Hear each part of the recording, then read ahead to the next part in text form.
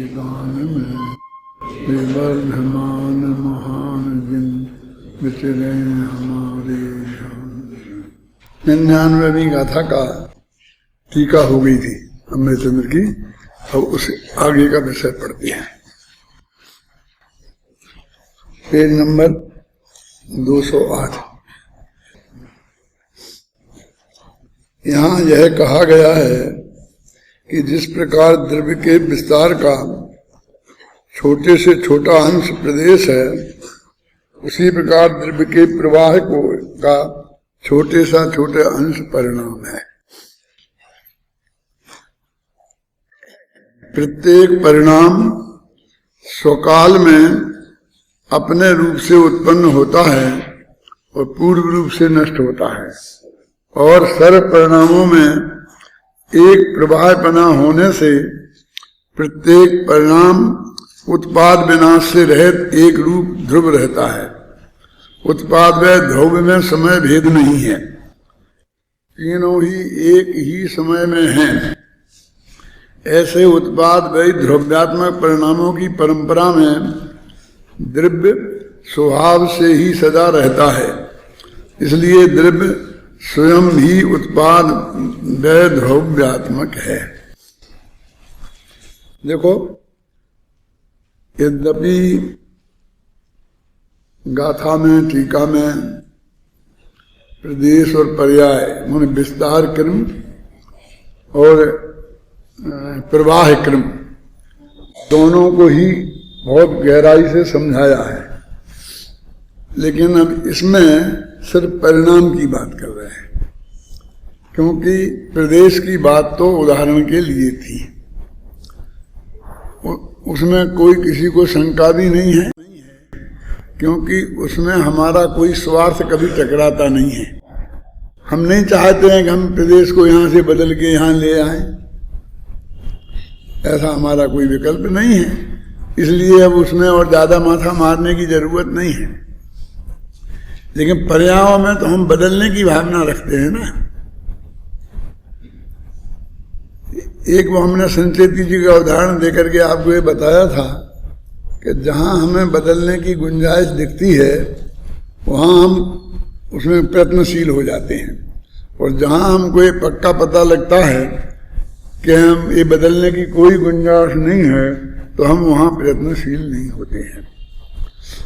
ये भले ही हम कहें कि भाई जीव सबसे अच्छी चीज है, इसलिए कोई जीव क्यों चाहेगा कि वो अजीब हो जाए, है ना। जैसे तो मोक्ष भी बहुत बढ़िया है, फिर ये अनंत जीव संसार में क्यों रहते हैं, संसार को क्यों चाहते हैं, इसे क्यों नहीं छोड़ना चाहते हैं।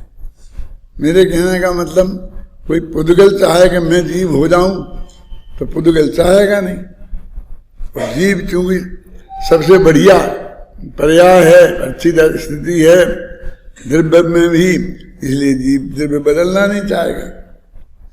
प्रदेशों में गुणों में कोई कभी ये नहीं कहता है 2-4 गुण कम कर दो, बहुत ज्यादा होते हैं इतने, हम तो गिन तक नहीं पाते हैं, देख तक नहीं पाते हैं, क्यों। ऐसे ही प्रदेशों में भी हमें कोई विकल्प नहीं है कि जैसे गुण अनंत हैं ऐसे प्रदेश भी अनंत होते तो मजा आ जाता ना। क्या मजा आ जाता। कहीं जीव जैसे लोकाकाश में फैल जाता है ना, केवली समुद्रघात में, अलोकाकाश में भी चला जाता, क्योंकि लोकाकाश तो असंख्य प्रदेश का ही है, असंख्य प्रदेश का ही है ना।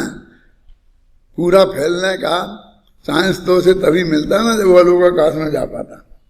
लेकिन मेरे कहने का मतलब आज तक किसी के चित्त में ऐसा विकल्प भी खड़ा नहीं हुआ कि मेरे में गुण कुछ कम है, कि मेरे में प्रदेश कुछ कम है, इनके बारे में कोई शिकायत नहीं हुई।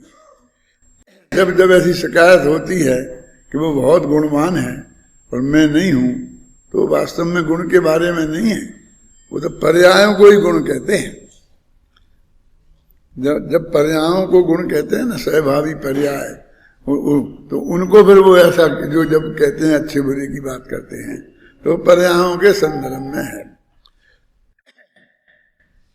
तो ये बता रहे हैं कि एक तो यही बात बताई इसमें, दूसरे बताई है कि उत्पाद व द्रव्य ये तीनों एक समय में होना चाहिए, होते ही हैं मतलब, और हमारे चित्त में वो घटित होना चाहिए।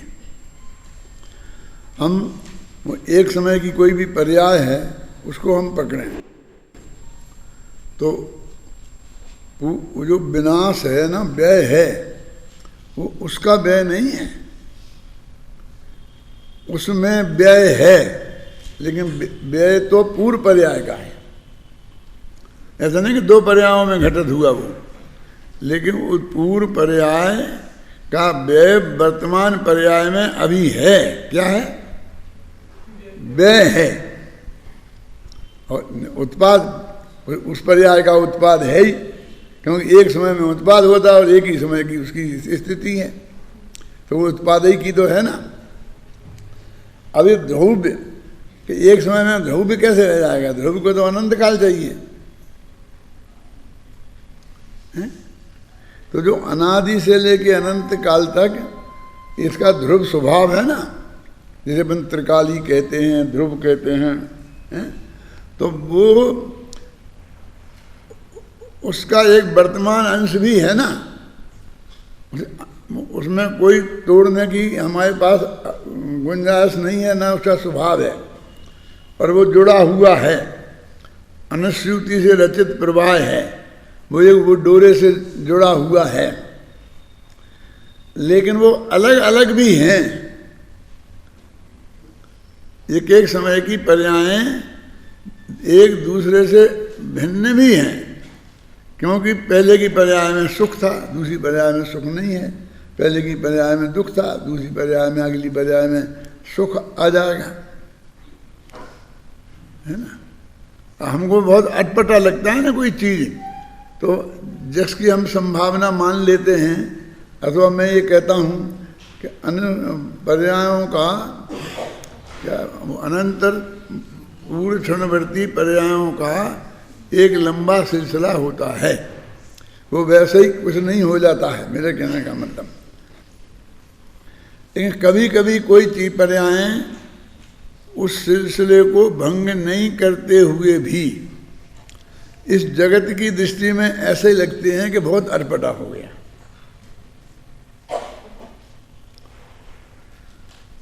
चौबीस तीर्थंकर के हमने चरित्र पढ़े हैं, और सभी तीर्थंकरों को वैराग्य भी हुआ है। पहले राग में भी थे, शांतिनाथ जैसे 96,000 शादियां करके 6 खंड की विभूति वाले थे, और ऐसे जीव वैरागी भी हुए हैं ना। तो वहाँ हम ऐसा क्यों नहीं कहते हैं कि देखो तो क्या क्या गजब हो गया, एक समय पहले 96,000 पत्नियों के प्रति राग, और एक समय बाद एक भी नहीं। हम क्या समझते हैं कि धीरे धीरे टूटना चाहिए था, पहले 2 छूटती, फिर 4 छूटती, फिर रोजाना 10-10 छोड़ने लगते क्यों? ऐसा साल 2 साल में पूरी छूट जाती है। लेकिन ऐसा ही होता है ना,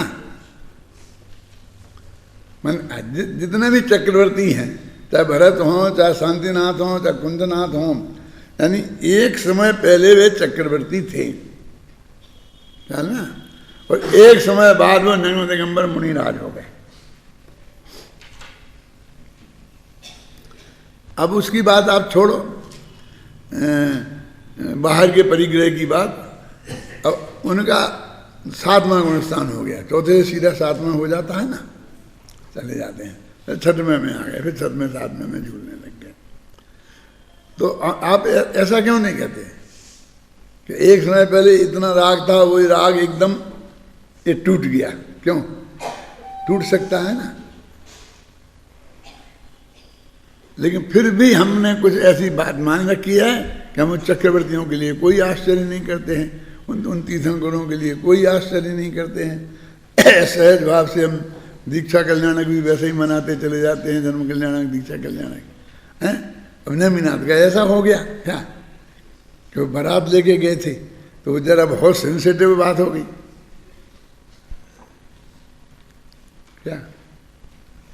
ऐसा कैसे, ऐसा कैसे? एक मिनट इतना राग था, शादी करने का राग था, हैं, सब बात का था पूरा, और एक में बात का ठीक है, ये एक ही समय में मिटता है भाई साहब। हर जगह वो वस्तु का स्वभाव हमने समझा होता कि जिनका जितनों का हुआ है राग से वैराग्य, वो एक समय पहले रागी थे और दूसरे समय में वैरागी हो गए। स्वरूप तो वस्तु का ऐसा ही है, इसलिए अद्भुत तो कुछ नहीं हुआ।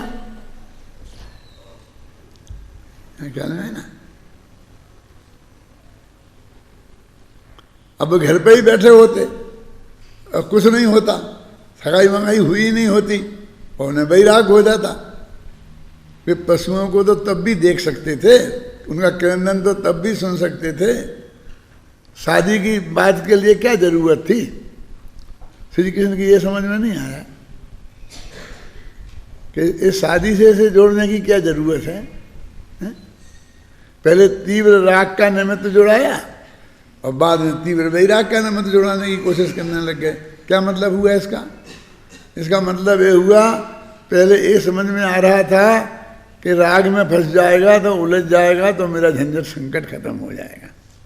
फिर लगा कि नहीं नहीं, राग वाले तो हम जैसे बहुत लोग हैं जो उसमें भी खूब उलझ रहे हैं और राग में भी, स्त्री पुत्रादि के राग में भी उलझे रहते हैं, वो धमाधम भी करते रहते हैं,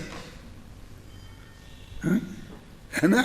झगड़े टंटे भी करते रहते हैं, राजनीति भी करते रहते हैं और ऐसे भी रहते हैं। इसलिए ये रास्ता ठीक नहीं है, चलो ये करना चाहिए। उनके विकल्प कुछ भी हो सकते हैं, लेकिन नेमिनाथ का वैराग तो स्वकाल में ही हुआ है ना।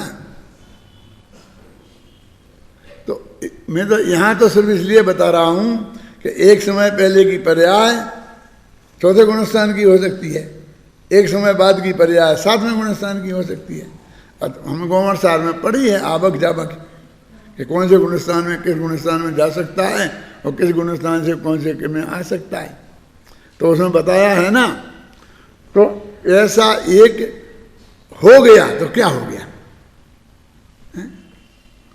अभी क्या समझते हैं लोग कि अभी घर गृहस्थी छोड़ के चले गए।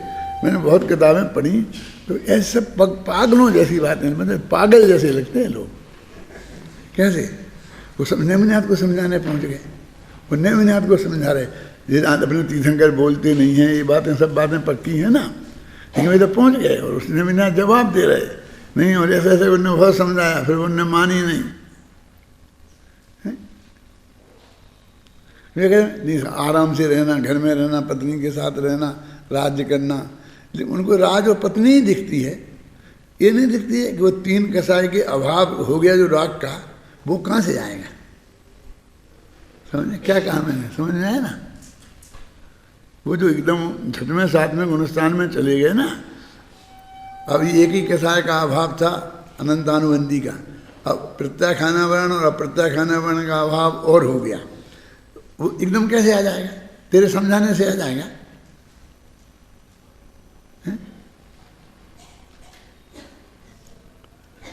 कभी तुम समझा दे कर लेके वो समझते हैं बस बाहर का है, छोड़ दिया ले लेंगे, फिर क्या है? माने वो बिल्कुल बाहर बाहर से देखते हैं कि वो अंदर में कितना क्या परिवर्तन हुआ है,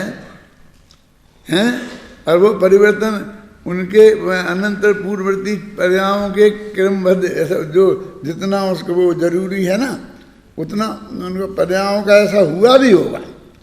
पहले तो पूर्व पर्याय का उत्तर पर्याय में अभाव है, अन्यथा वो पर्याय एक समय की सिद्ध नहीं होगी। एक समय पहले की पर्याय और एक समय बाद की पर्याय और एक बीच की पर्याय, एक बीच की है एक, तो ये तीन पर्याय पकड़ी तो ये तीनों एक सी हो जाएंगी, नहीं हो सकती। नहीं कहते कदाचित जैसे सिद्ध भगवान के केवल ज्ञान है तो अनंत काल तक केवल ज्ञान होता रहा ज्ञान गुण में से, ऐसी भी पर्याय हैं, लेकिन जगत में ऐसी तो नहीं है जिनमें आश्चर्य होता है। जगत का स्वरूप तो यही है। तो वो बताते हैं कि वो जो कंटिन्यूटी वाली चीज है,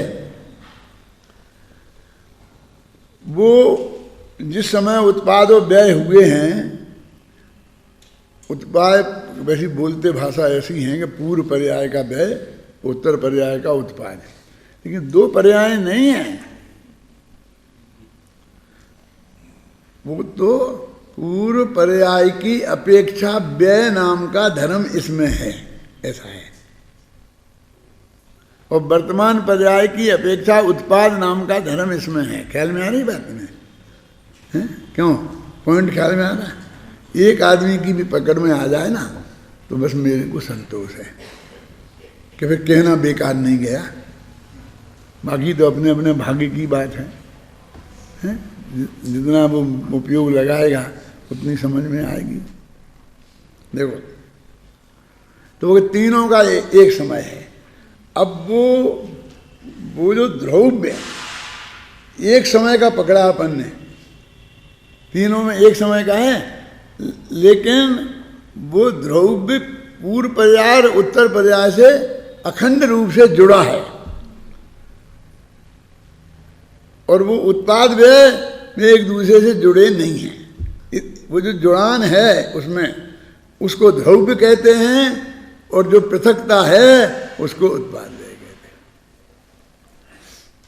अन्यथा एक दूसरे से वो जुड़ा हुआ का कोई महत्व देंगे तो फिर वो बदल ही नहीं सकता। वो व्यय होगा ही नहीं ना, क्योंकि व्यय होगा तो पूरे द्रव्य का हो जाएगा। फिर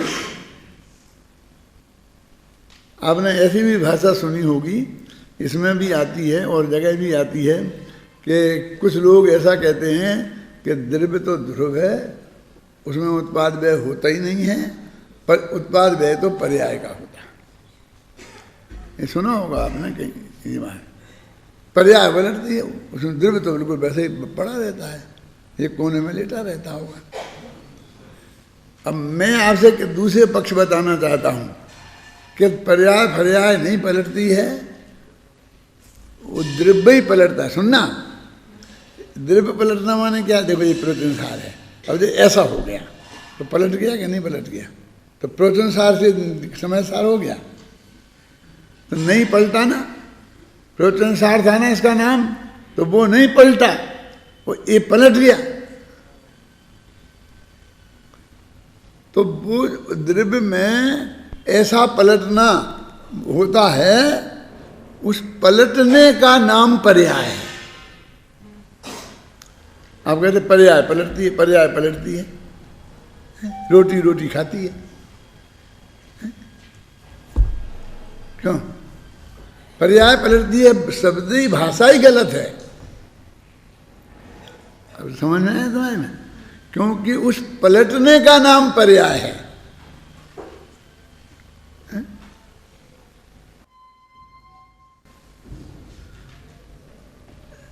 एक दफे मैंने शायद बताया था आपको कि हम भक्तांबर पढ़ते थे, गुरुजी पढ़ाते थे, जितने भी छंद उन्होंने पढ़ाए होंगे, तो पढ़ाते पढ़ाते 8वें छंद पे आए, तो उसमें कहे बोलो,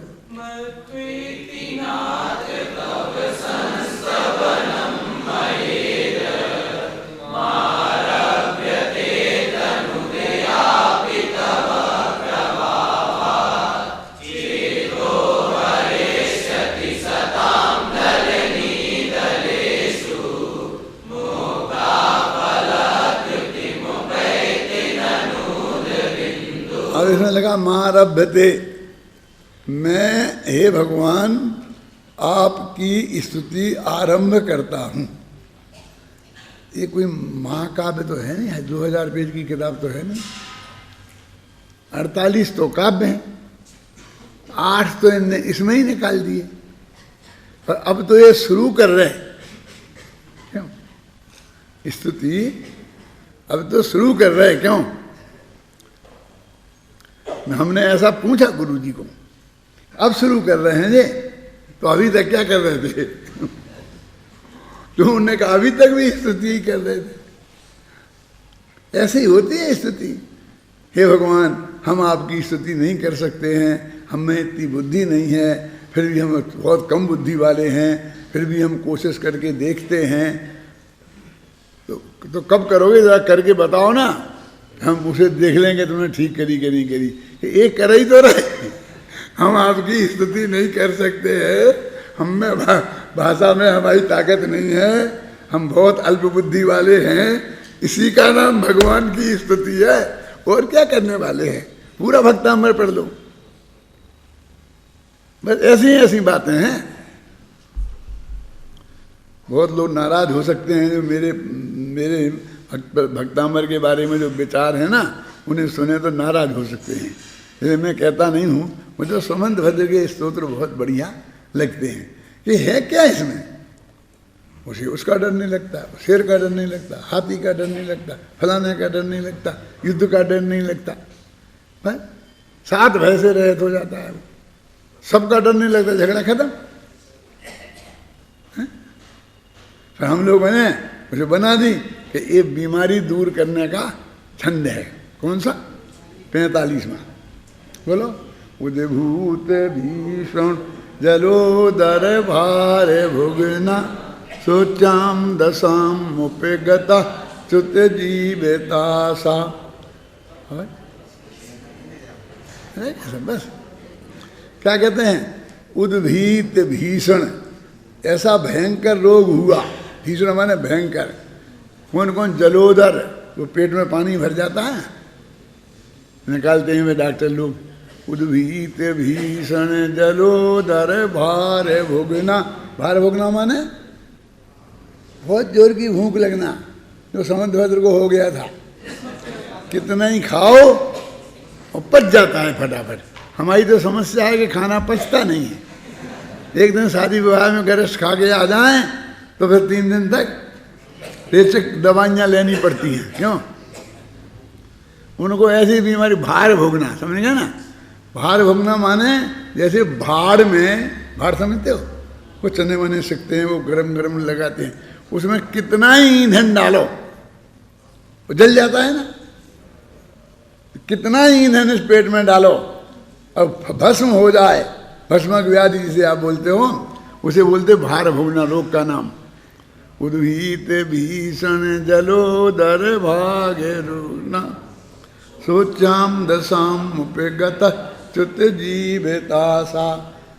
सोचनीय अवस्था हो गई। देखो, सोचाम दशाम मुपगता, क्लियर है ना?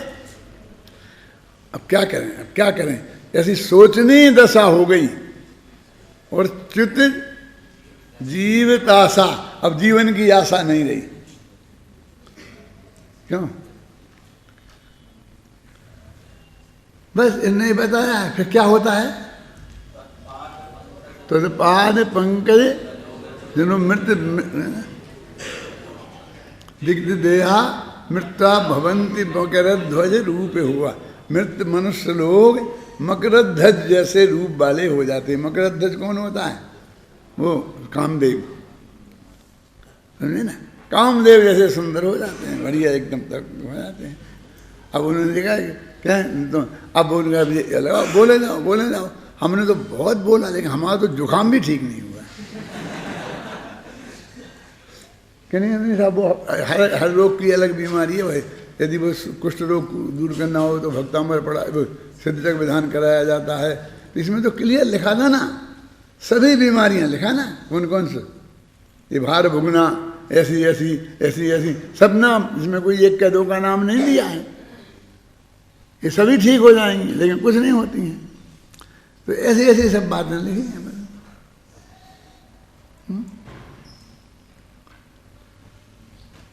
चलो, आचार्य जैसेन, वो ऊपर का क्लियर हो गया? पहले में क्या था, बोलो, क्या क्लियर हुआ है? हाँ बोलो बोलो, खड़े हो, बोलो, खड़े हो गए, बोलो। उत्पाद और व्यय एक ही पर्याय में घटित होते हैं। हाँ, जो पर्याय है वह पूर्व पर्याय। क्या क्या होते हैं एक ही पर्याय में घटित? उत्पाद, व्यय और द्रव्य। हाँ, तीनों ही। पहली दफे तूने 2 ही बोली थी, है क्या? नहीं है? ऐसा नहीं, बैठ जाओ। ऐसा है, तुम लोग जो सुबह पाठ करते हो, दोपहर में पाठ करते हो, बहुत गलत बोलते हो, सही नहीं बोलते, सही ध्यान से पढ़ते नहीं है। मैंने शांति जी को बोला है कि ऐसे अनाड़ियों को खड़ा मत करो, पहले आप उनसे सुन लो, और आपको लगे कि बिल्कुल शुद्ध पढ़ रहे तो ही उनको यहाँ खड़ा करो। हैं? आप सोचते हो चिंता करने की तो कोई बात ही नहीं, क्योंकि सुनने वाला तो कोई यही नहीं है? ऐसा नहीं, शुद्ध पढ़ना आना ही चाहिए।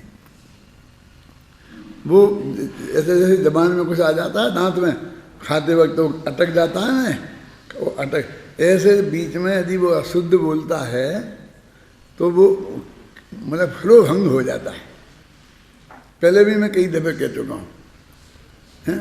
और साहब का चाह तो पढ़ा ही होगा, नहीं अक्षरो न्यूनो मंत्रो निहंती विश्ववेदनाम, अक्षर से न्यून नहीं होना चाहिए।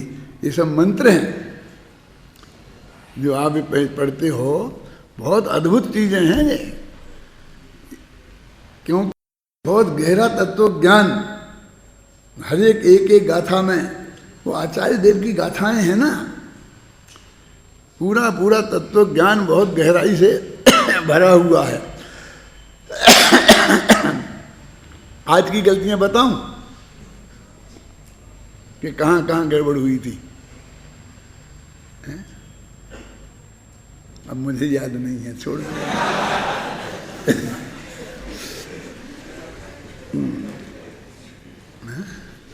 आचार्य जयसेन इस गाथा के भाव को मुक्तात्मा पर घटित करके समझाते हैं। अंत में लिख देते हैं कि जिस प्रकार यह परमात्मा द्रव्य एक समय में उत्पाद व द्रव्य रूप से परिणमित होता हुआ भी सत्ता लक्षण वाला कहा गया है, उसी प्रकार सभी द्रव्य एक ही समय में उत्पादादि रूप से परिणमित होते हुए सत्ता लक्षण वाले हैं, यह अर्थ है। माने ये सत्ता काय की प्रकरण चल रहा है, सत्ता का प्रकरण चल रहा है, सत्ता स्वरूप, सत्ता का स्वरूप क्या है? सत्ता माने अस्तित्व नाम का गुण। जगत में सब चीजें हैं, वो हैं का स्वरूप क्या है? अनंत गुण है ना, उसमें से हम अलग सत्ता गुण को परिभाषित करें तो कैसा होगा? क्योंकि अनंत गुण में सत्ता गुण का रूप है, इसलिए अनंत गुण भी अस्तित्व वाले हैं। ज्ञान का अस्तित्व है, दर्शन का अस्तित्व है, चारित्र का अस्तित्व है, सुख का अस्तित्व है, वीर का अस्तित्व है। ये अस्तित्व है कहाँ से आया? वो अस्तित्व गुण का उनमें रूप है, उसकी वजह से आया। और अनंत गुण में ज्ञान गुण का रूप है, तो वे सारे गुण ज्ञान स्वरूप हैं। ख्याल में है ना? चेतना है, अपना पूरा आत्मा चेतन है ना, पूरा आत्मा में अनंत गुण है, तो अनंत गुण में चेतन नाम का एक गुण है, तो वही चेतन है कि बाकी के सब गुण भी चेतन है, कि पूरा आत्मा चेतन है, पूरा आत्मा है ना। तो ऐसा इनका परस्पर में बहुत गुथाव है, वो हमारी समझ में आना चाहिए। देखो, वे कभी अलग नहीं हो सकते, ना गुण, ना प्रदेश और ना पर्याय, और कभी टूट नहीं सकते। बस ये दो बातें हमारी समझ में आना चाहिए। कौन कौन सी? वे कभी टूट के अलग नहीं होंगे और कभी एक नहीं होंगे, अलग अलग भी रहेंगे, अनंत गुण। और अभी इनका गुथाव कैसा है, मुझे कोई अच्छा उदाहरण ख्याल में नहीं आता कि आत्मा का एक प्रदेश है, उसमें सब अनंत गुण है, हर प्रदेश में अनंत गुण है। तो गुण तो वो एक ही है, असंख्य होना चाहिए ना, असंख्य प्रदेश में जाने के लिए असंख्य ज्ञान गुण होना चाहिए कि नहीं? वो एक ही गुण सब में चला जाएगा। प्रदेशों में ऐसा एक गुण दूसरे में जाता है। ऐसे किस तरह से अंदर से इनका गुथाव है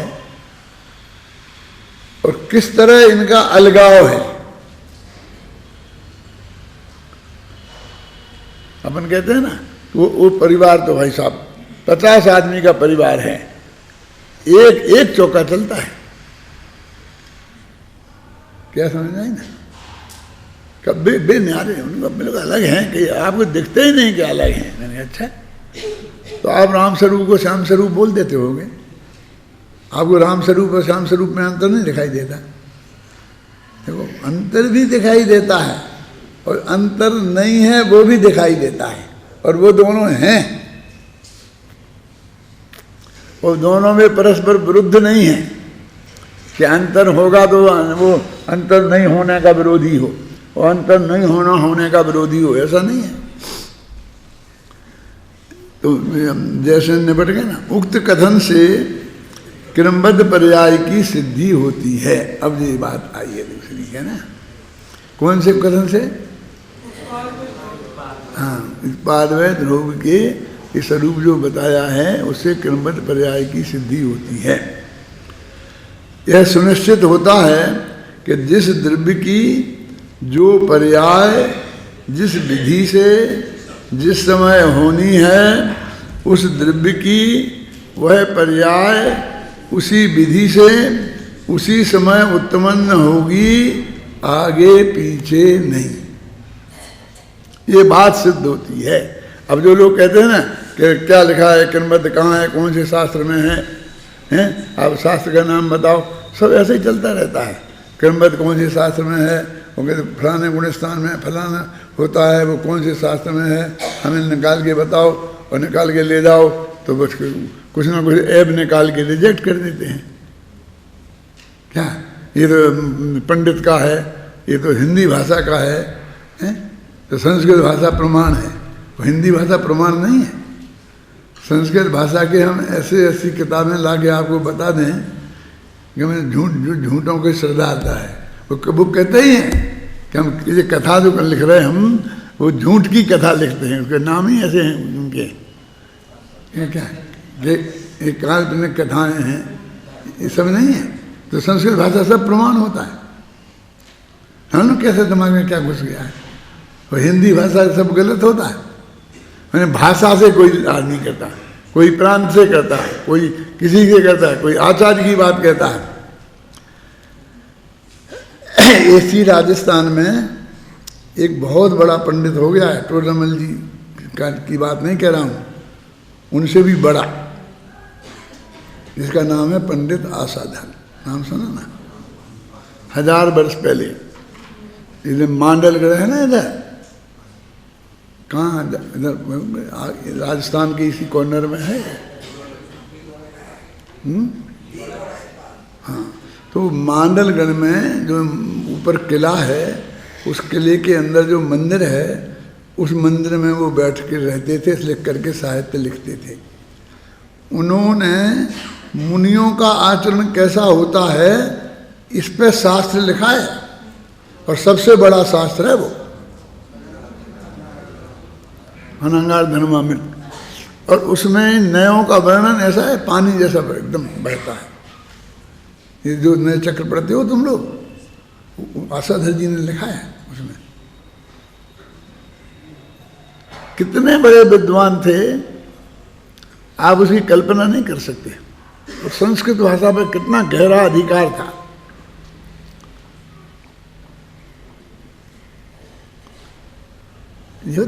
भाषा से क्या होता है, भाषा पे तो किसी का भी कैसे भी अधिकार हो सकता है।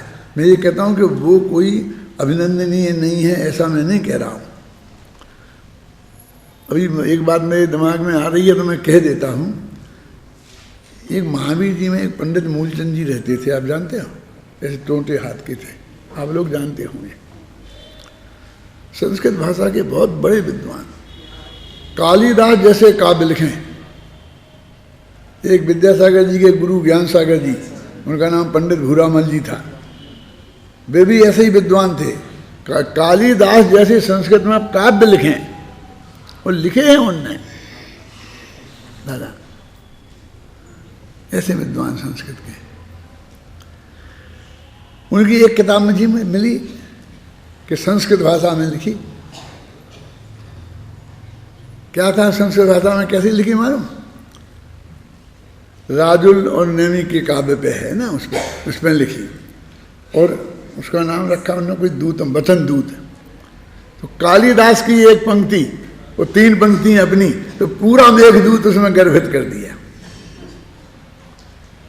इतना, और बिल्कुल बहुत बढ़िया मंदाक्रांता छंद, फलाने छंद, जो भी उस छंद उसमें है ना, उन छंदों में संस्कृत की बहुत बढ़िया। तो मैं उन्हें जानता था पर्सनल, और उनकी मैं बहुत महिमा भी सुनी थी, परिचय भी था मेरा। तो तो मुझे बहुत उत्सुकता हुई, तो मैंने उसके साथ में उसको किताब को मंगाई, यहाँ वहाँ से ढूंढ ढांड करके, पूर्वार्ध तो नहीं मिली, उत्तरार्ध मिली है। तो उस उत्तरार्ध को मैंने पढ़ा, तो भाषा इतनी बढ़िया, परमार्जित, ये सब एकदम A1। लेकिन जो बातें लिखी, अब मैं उसे क्या बोल रहा हूँ, मैं कोई शब्द नहीं बोल सकता। कुछ जैसे बिल्कुल जैन धर्म की जीरो ही समझ नहीं हो, मैं क्या बोलूं, मैं तो जमीन पे गिर गया ऊपर से गिर के।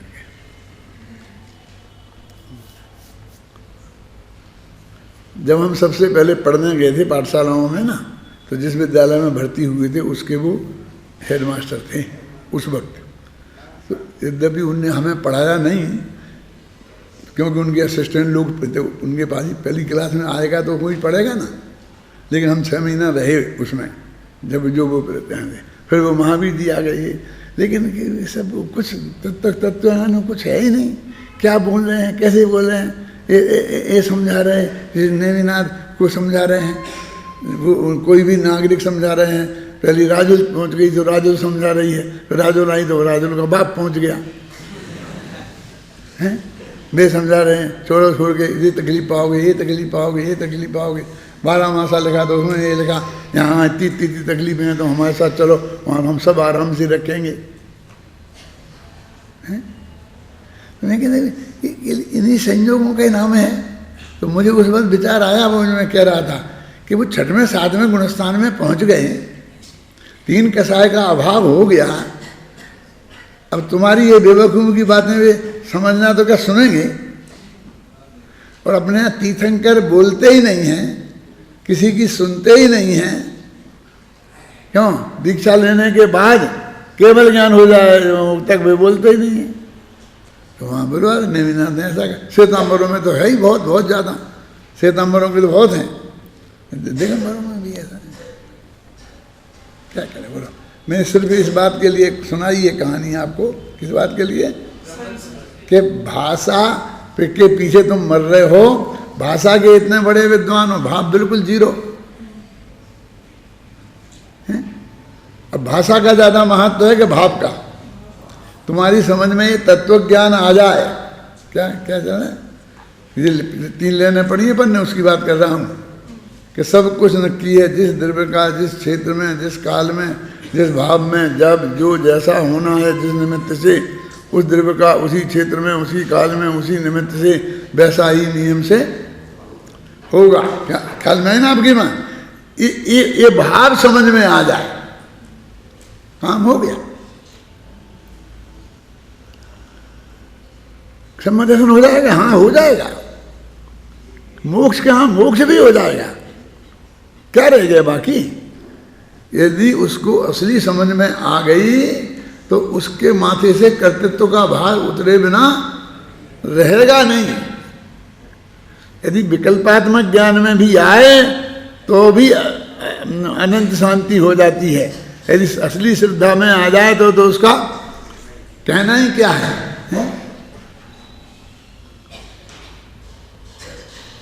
यानी उसमें से एक पंक्ति का भाव भी मैं नहीं लिख सकता हूँ कभी अपने में लिखा हूँ। क्यों? क्या इसमें मैं लिख नहीं लिख सकता? क्या है? ऐसी बात नहीं करूँगा। हमको इतना ध्यान नहीं रखना चाहिए कि नेमिनाथ क्या है, उनके मुख में क्या डालना, उनके दिमाग में क्या डालना, उनके कान में क्या डालना, राजुल क्या है, उग्रसेन क्या है, कौन व्यक्ति का क्या व्यक्तित्व है, कैसा व्यक्तित्व है, ये हमको नहीं समझना चाहिए। क्या आपको जो मन में आए वो सब हम बोल सकते हैं?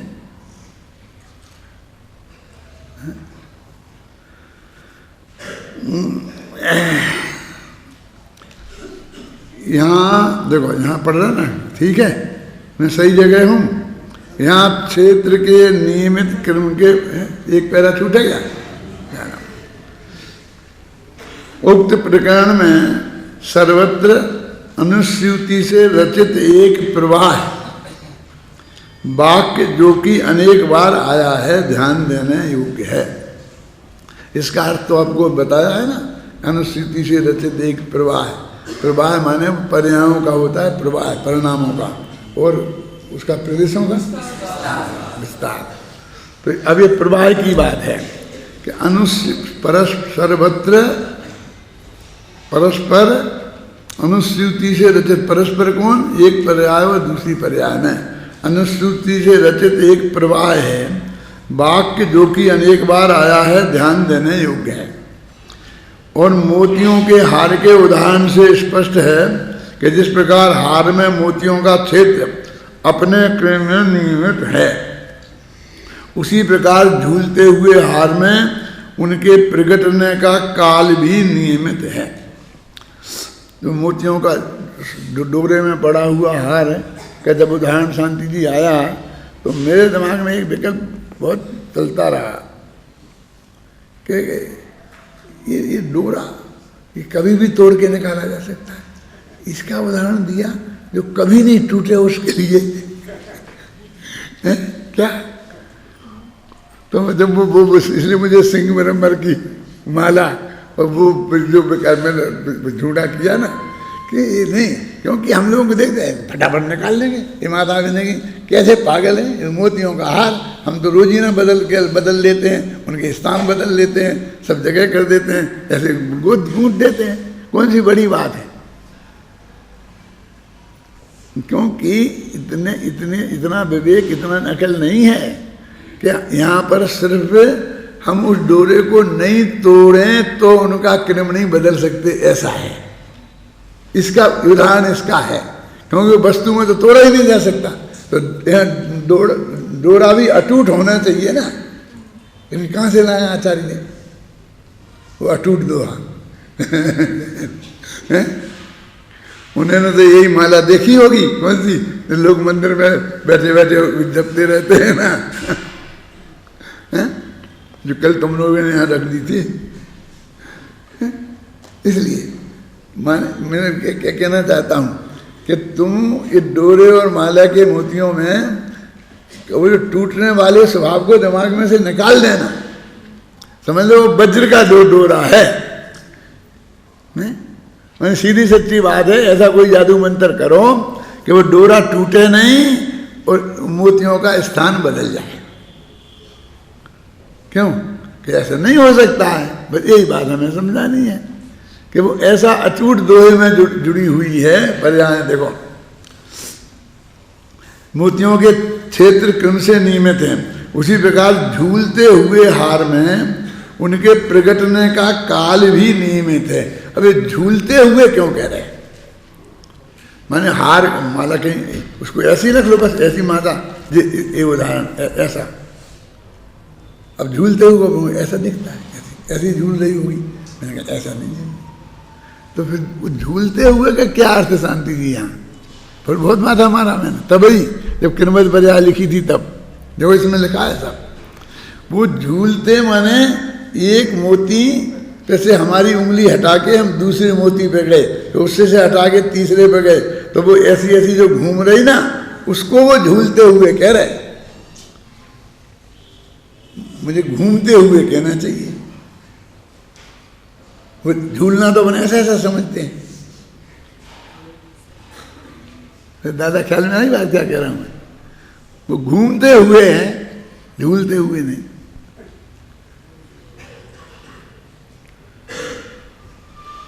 तो अभी ये क्या बात समझा रहा है यहाँ पर, जो मैं अभी पढ़ूंगा, मैं पहले समझ लो तुम। मैंने गंगा जी को उदाहरण देके समझाने की कोशिश की थी कि गंगा से एक पानी वहाँ से बहा तो वो कहाँ कहाँ जाएगा उसका वो रास्ता नक्की है ना। तो ये नक्की है कि यहाँ जाएगा, तो वो जिस रफ्तार से जा रहा है तो ये भी नक्की है कि वो कब कहाँ पहुँचेगा। समझ में आया ना। ऐसा समझ लो अपन बाई कार यहाँ से दिल्ली जा रहे हैं और इतनी 1 घंटे की 50 किलोमीटर की रफ्तार से जा रहा है, 250 किलोमीटर दिल्ली है।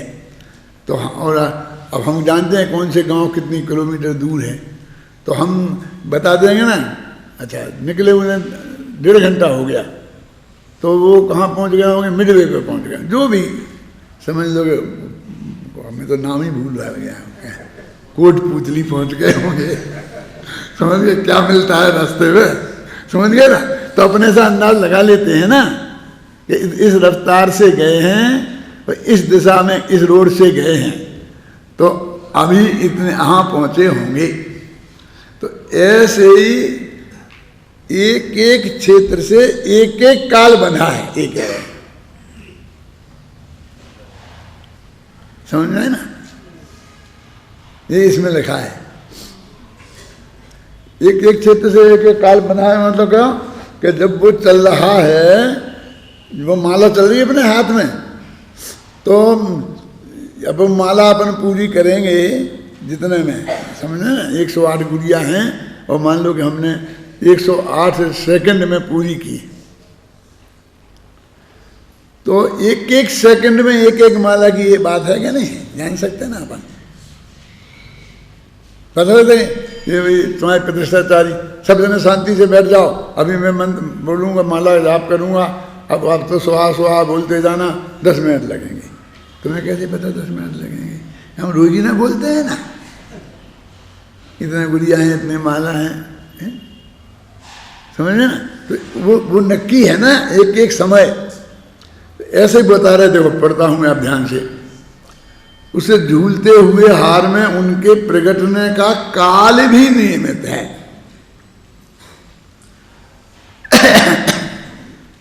एक एक दिखेगा ना तुम्हें, तो कब कौन सा मोती दिखेगा ये भी नक्की है, क्योंकि वो एक रफ्तार से घूमती है। घड़ी घूमते ना थी, अपन जानते रहते, अभी अपन सब नहीं जानते हैं कि ये घड़ी 3 घंटे में 3 नंबर पे आ जाएगी। क्षेत्र से काल बंधा है, वो ये कह रहे, विस्तार से प्रवाह बताना है ना। जिस प्रकार प्रत्येक द्रव्य में उसके प्रदेश का विस्तार नियमित है, निश्चित है, उसी प्रकार उसका काल प्रवाह भी नियमित अर्थात निश्चित है। क्षेत्र का विस्तार जैसे नक्की है, तो काल का प्रवाह भी नक्की है। यहाँ क्षेत्र के नियमित क्रम के माध्यम से काल संबंधी नियमित क्रम को स्पष्ट किया गया है, क्योंकि क्षेत्र संबंधी क्रम नियमितता आसानी से समझी जा सकती है। उसके लिए उदाहरण मिल जाता है ना सामने रखा हुआ, अब ये मिल गया ना ऐसा, ऐसे एकदम इतने कितने टुकड़े कर लो, ये कर लो, ये कर लो। अब काल का ऐसा नहीं है, काल का वो नष्ट ही हो जाता है, वो है ही नहीं, मुझे एक समय रहता है पकड़ में, वो है अनादि अनंत। जिस प्रकार द्रव्य को, ठीक है, संपूर्ण विस्तार क्षेत्र से लक्ष्य में लिया जाए तो उसका संपूर्ण क्षेत्र एक ही है ना। उसी प्रकार द्रव्य को तीनों काल के परिणामों को एक साथ लक्ष्य में लेने पर उसका काल त्रैकालिक एक है। अब गुरुदेव श्री के प्रवचनों में आप सुनना, इस शब्द का बहुत प्रयोग करते हैं, त्रैकालिक ध्रुव। ध्रुव माने का अर्थ भी वही है और त्रैकालिक का अर्थ भी वही है, लेकिन वो उनकी महिमा ये है ना कि वो अनादि अनंत आत्मा। अब वो पर्याय शामिल नहीं पड़े, इसके माध्यम से ही तो पर्यायों का अखंड प्रवाह शामिल है, ये तो बता ही रहा नहीं। फिर त्रैकालिक का तुम अर्थ ही नहीं समझे, ध्रुव का ही अर्थ नहीं समझे। फिर त्रैकालिक जिसे हम बोलते हैं, तो त्रैकालिक तो जब होगा वो तो दो चीजें अलग अलग हैं तो उनका कोई जुड़ान नहीं होता, वो एक दूसरे से जुड़े होंगे तो ही वो एक वस्तु त्रैकालिक कहलाएगी। तो वे ऐसा क्लियर क्यों नहीं लिख दिया? तो वो कहते त्रैकालिक होते ही तो वो द्रव्य हो जाता है, क्योंकि त्रैकालिक होना तो द्रव्य का लक्षण है, पर्याय का लक्षण तो एक समय का होना है। अब आपके वो पर्यायों का पिंड है तो पर्यायों के पिंड को तो द्रव्य कहते हैं, तो तुमने पर्याय क्यों नहीं कहा? पर्याय क्यों नहीं कहा? हमने निकाल दी सब पर्याय, पर्यायों के पिंड को भी निकाल दिया। इसने नहीं कहा, आगम में तो सब जगह कहा है। तेरी इतनी स्थूल पकड़ है कि तेरी समझ में नहीं आता तो कोई क्या करे?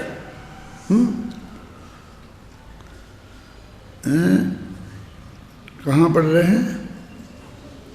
जिस प्रकार द्रव्य के विस्तार क्रम का अंश प्रदेश है, यही है ना, उसी प्रकार प्रवाह क्रम के अंश का नाम पर्याय है। यद्यपि यह कथन संपूर्ण द्रव्यों की अपेक्षा से है, पर यहाँ विस्तार क्रम को यदि आकाश द्रव्य की अपेक्षा समझें तो सुविधा रहेगी। पहले कहा था ना, हमने जीव पे नहीं घटाया, आकाश पर।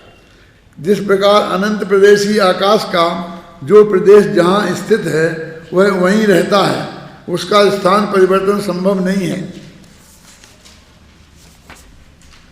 उसी प्रकार सभी द्रव्यों में प्रदेशों का क्रम नियमित है। यही बात यहाँ मोतियों के हार के दृष्टांत से स्पष्ट की गई है कि मोतियों के हार में जो मोती जहाँ स्थित है उनका स्थान क्रम परिवर्तन संभव नहीं है। यदि आकाश अचल द्रव्य है और जीव और पुद्गल सचल सक्रिय द्रव्य हैं, अंतर क्या है ना आकाश में और जीव पुद्गल में, ऐसे बदलते रहते हैं, संकोच विस्तार में होते रहते हैं, चलते रहते हैं, यहाँ के यहाँ होते रहते हैं ना, अंदर अपनी मर्यादा के भीतर। हाँ, यद्यपि आकाश अचल द्रव्य है और जीव और पुद्गल सचल द्रव्य हैं, तथापि झूलते हुए हार की बात कहकर यह स्पष्ट कर दिया गया है कि जिस प्रकार झूलते हुए हार में भी मोतियों का स्थान क्रम नहीं बदल जाता, वो झूलेगा तो बदल जाएगा।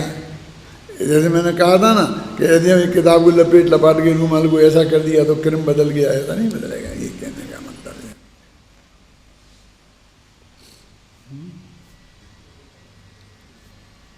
कहाँ है ये?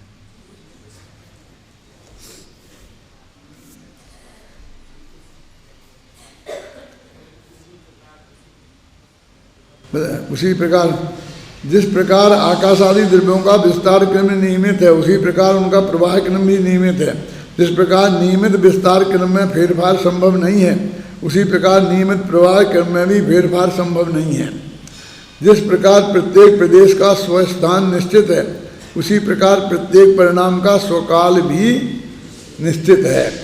जिस प्रकार सिनेमा की रील की लंबाई है, उस लंबाई में जहाँ जो चित्र स्थित है वह जो कल मैंने सिनेमा का उदाहरण दिया था ना, वह वहीं रहता है, उसका स्थान परिवर्तन संभव नहीं है।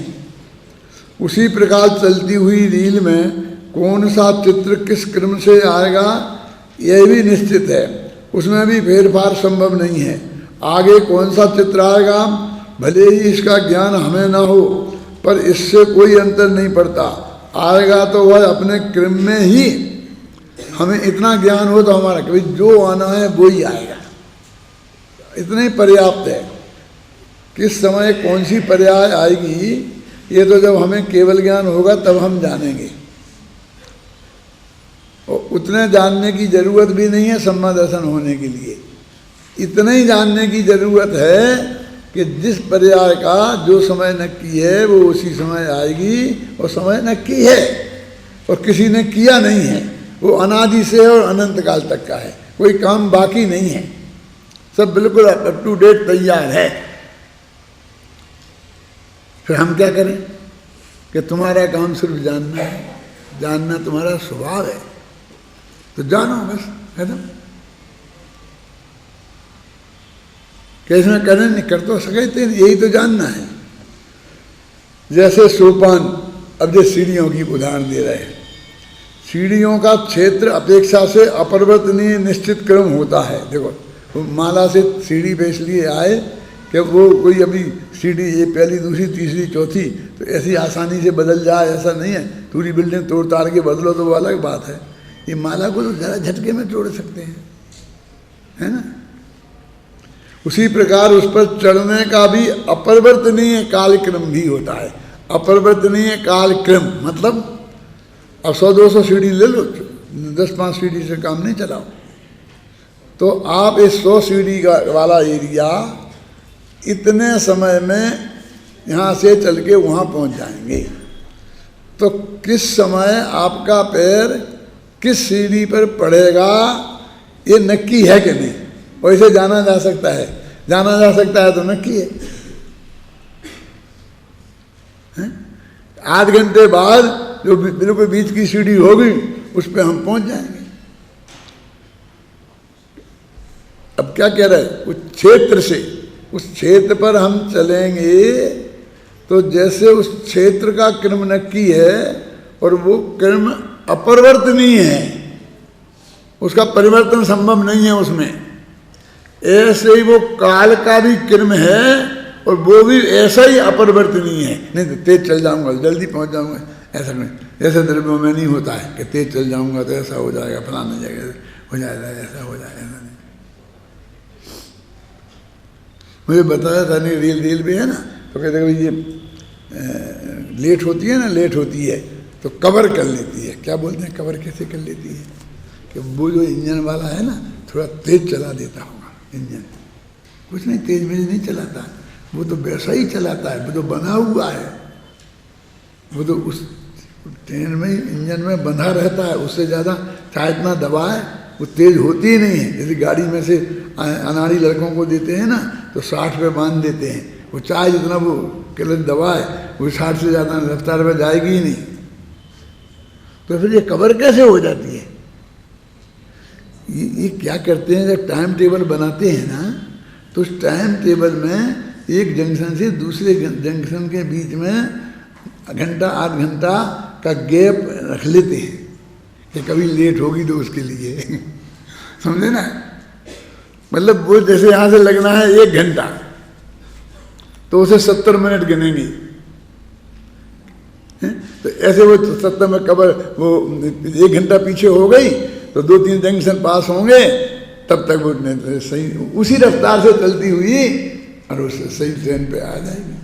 जो कवर होना बोलते हैं ना, कवर कैसे हो जाती है, कवर ऐसे होती है। एक नियम है इनका कि समय के पहले गाड़ी पहुंच तो सकती है लेकिन रवाना नहीं हो सकती। जिस टाइम रेलवे स्टेशन का जो समय लिखा है उससे पहले रवाना नहीं हो सकती। यदि वो रवाना पहले हो जाए तो सवारी दावा कर दे लाखों रुपए का, तुमको हर्जाना देना पड़े, क्योंकि उस हिसाब से वो स्टेशन पे पहुंचेगा।